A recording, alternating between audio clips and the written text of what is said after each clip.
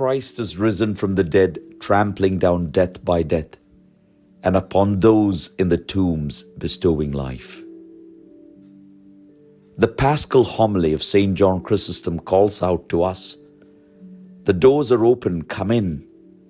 Let all partake of the feast of faith. Let all receive the riches of goodness." Pascha is not a reward for the perfect. It is a gift for the weary, the broken, and the hungry.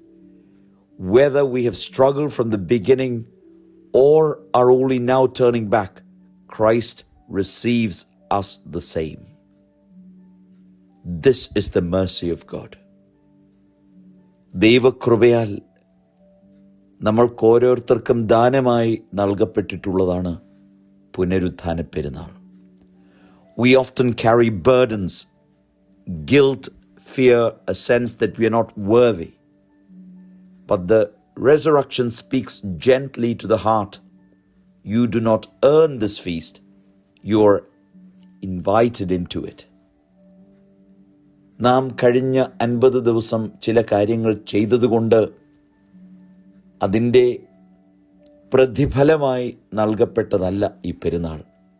നാം ഓരോരുത്തരും ഇതിലേക്ക് ക്ഷണിക്കപ്പെട്ടവരാണ്. As Saint Gregory of Nazianzus teaches, "Yesterday I was buried with him. Today I rise with him." ഇന്നലെ ഞാൻ അവനോടൊപ്പം സംസ്കരിക്കപ്പെട്ടു, ഇന്ന് ഞാൻ അവനോടുകൂടെ ഉയർത്തെഴുന്നേൽക്കുന്നു. The resurrection is not far away. It is meant to be lived now in the depths of our hearts. പുനരുത്ഥാനം ജീവിക്കുവാനുള്ളതാണ്. And the church proclaims with boldness, "O death, where is your sting? O Hades, where is your victory?" മരണമേ, പാതാളമേ, നിന്റെ വിജയം എവിടെ? This is not just words, it is truth. Death has been defeated. മരണത്തെ തൻ്റെ മരണത്താൽ കർത്താവ് ജയിച്ചിരിക്കുകയാണ്. Fear has lost its power. A new life has begun.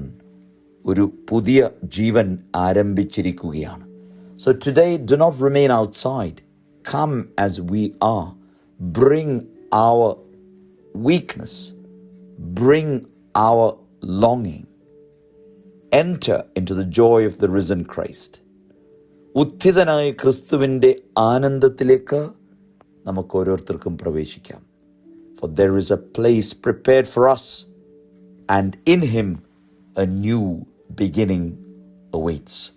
നമുക്കായി ഒരു സ്ഥലം ഒരുക്കപ്പെട്ടിട്ടുണ്ട്.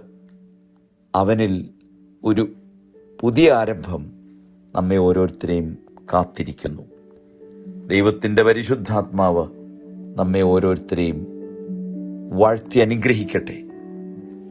Christ is risen. Indeed, he is risen. കർത്താവ് ഉയർത്തെഴുന്നേറ്റു.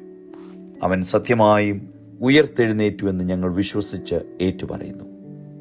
എല്ലാവർക്കും ഒരു അനുഗ്രഹീത പുനരുത്ഥാന പെരുന്നാളിൻ്റെ ആശംസ നേർന്നുകൊണ്ട് നിർത്തുന്നു. ദൈവം അനുഗ്രഹിക്കട്ടെ.